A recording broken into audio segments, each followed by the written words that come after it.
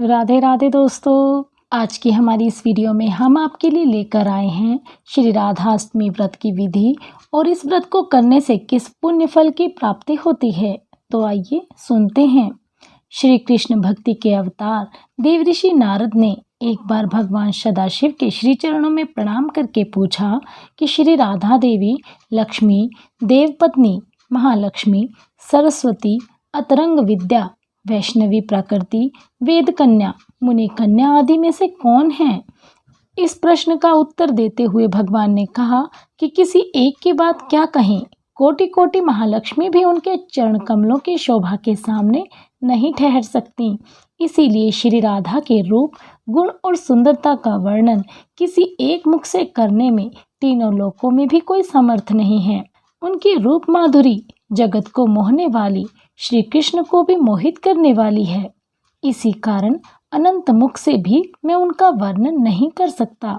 भाद्रपद मास के शुक्ल पक्ष की अष्टमी के दिन श्री राधा जी के श्री चरणों के दर्शन होते हैं। उनके चरण कमलों की सुंदरता का वर्णन कर पाना किसी के लिए संभव नहीं है। दोस्तों, हिंदू धर्म में राधाष्टमी व्रत का भी बहुत महत्व है। इसके बिना जन्माष्टमी का व्रत पूर्ण नहीं माना जाता। शास्त्रों में राधा का नाम हमेशा कृष्ण के साथ लिया गया है।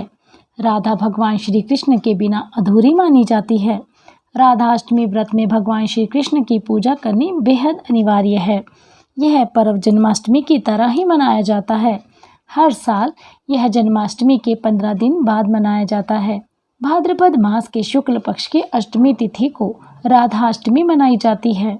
इस साल यह व्रत 4 सितंबर दिन रविवार को मनाया जाएगा। मान्यताओं के अनुसार जो व्यक्ति इस व्रत को श्रद्धा के साथ करता है, उसके ऊपर भगवान श्री कृष्ण का आशीर्वाद सदा बना रहता है। यदि आप भी इस व्रत को करना चाहते हैं या अपने घर माँ लक्ष्मी का वास सदैव बनाए रखना चाहते हैं तो इस व्रत को जरूर करें। तो आइए जानते हैं श्री राधाष्टमी व्रत की विधि क्या है।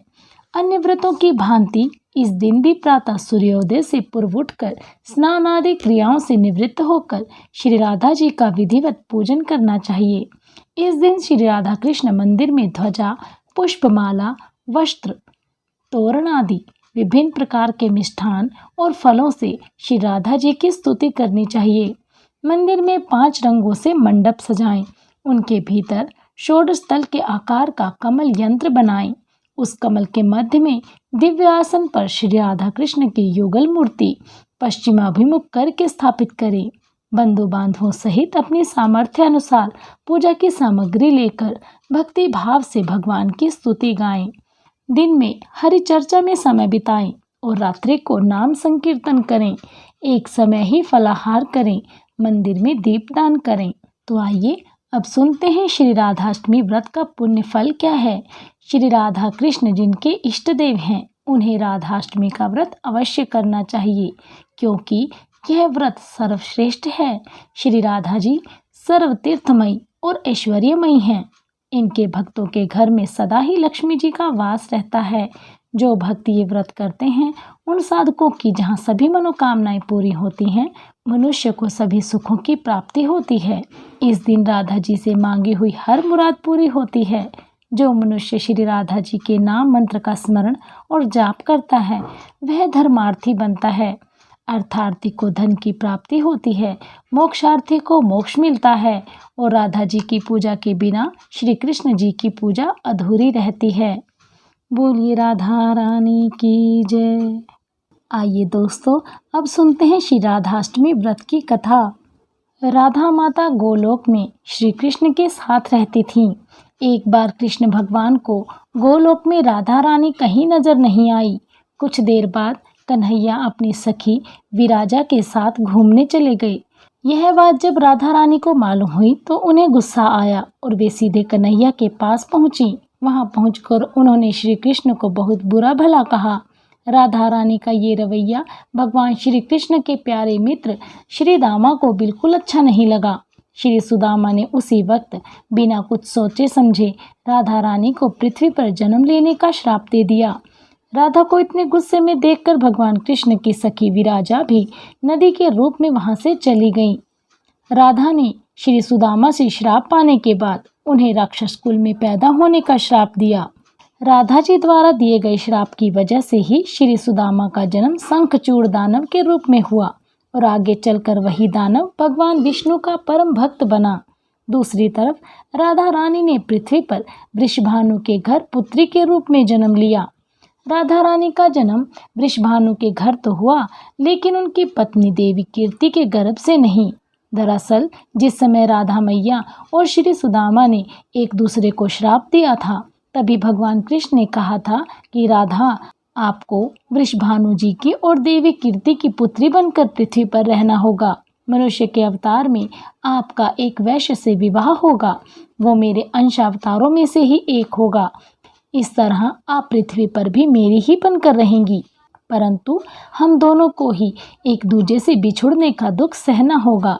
इसके बाद कृष्ण भगवान ने राधा जी को मनुष्य योनि के रूप में जन्म लेने की तैयारी करने के लिए कहा। संसार के सामने वृषभानु जी की पत्नी गर्भवती हुई।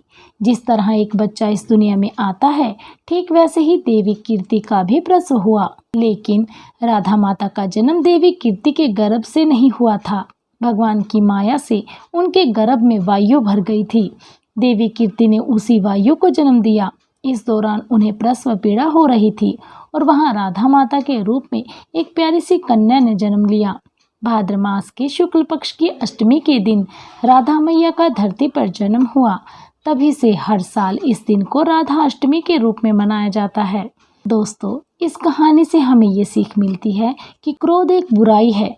क्रोध का जवाब क्रोध में ही देने से बातें और खराब हो जाती हैं। इसके कारण कई दुविधाओं का सामना करना पड़ सकता है। बोलिए श्री राधा रानी की जय।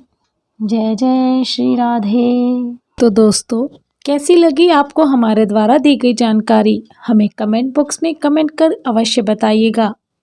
हमारी कहानियों को ज़्यादा से ज़्यादा शेयर करें। यदि आप हमारे चैनल पर नए हैं तो हमारे चैनल को सब्सक्राइब अवश्य करें। बेल आइकन भी दबाएं ताकि आपको हमारी हर वीडियो की अपडेट प्राप्त होती रहे। हमसे जुड़े रहने के लिए आप सभी का बहुत बहुत धन्यवाद। हम भगवान से प्रार्थना करते हैं आप सभी के जीवन में माँ लक्ष्मी का हाथ हो, सरस्वती का साथ हो, गणेश जी का आप सभी के घर में निवास हो। माँ दुर्गा के आशीर्वाद से आप सभी के जीवन में प्रकाश ही प्रकाश हो। राधे राधे।